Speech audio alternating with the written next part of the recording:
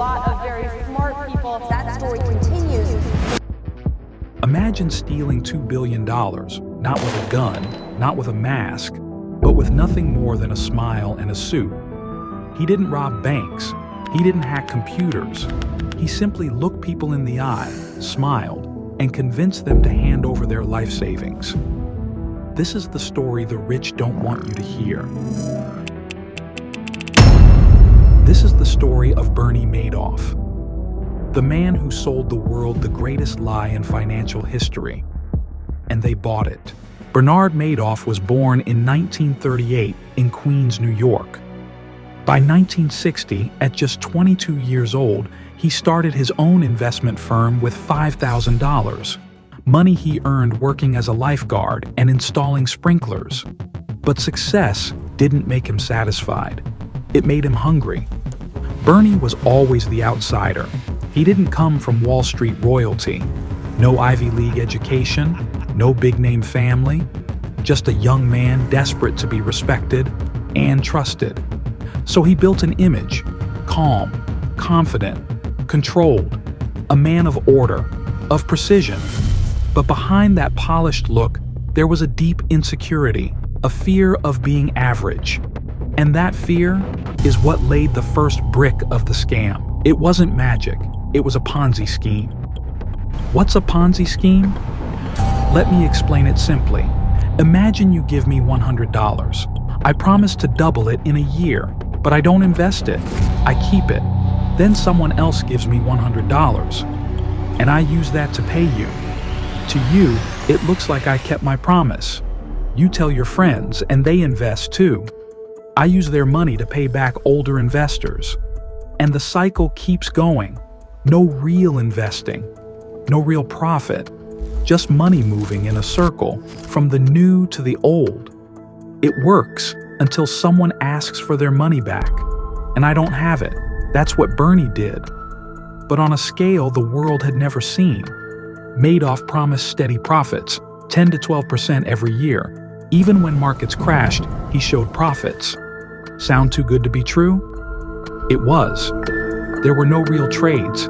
He just took money from new investors to pay the old ones. No stocks, no trades, just lies.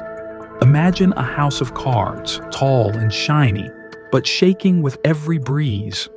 Or a tower made of dry sticks, waiting for a single spark. That was his empire. How much did Bernie really steal, and how much money did he handle? He didn't just trick a few rich people. He ran an illusion worth $65 billion. That's more than the GDP of Croatia, built on nothing but fake statements and false hope. To help you understand that number, if every investor gave just $1,000, that's the trust of 65 million people. Of course, it wasn't that many, but fewer gave more. Some gave $5,000, others $10 million. Here's what happened. Elie Wiesel, Holocaust survivor and Nobel Prize winner, lost $15.2 million from his charity. He said it felt like a knife in the heart.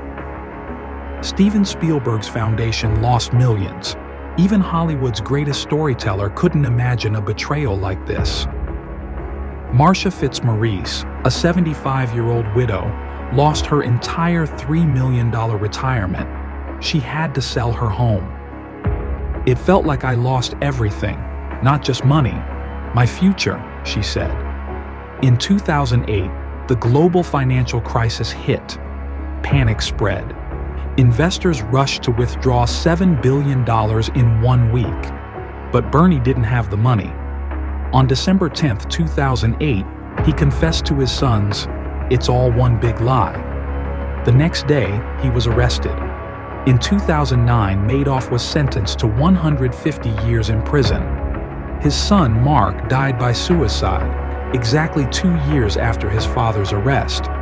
His other son, Andrew, died of cancer in 2014. Everything he built collapsed, not just his empire, but his family. Now I want to ask you something.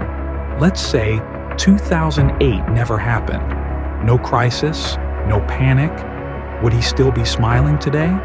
would he still be shaking hands and signing papers? Because his scam didn't fail because of truth. It failed because of timing.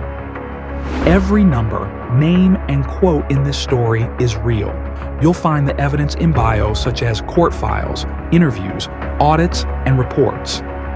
This is Veritas Hub, where the story is real, the psychology is exposed, and the evidence is always provided.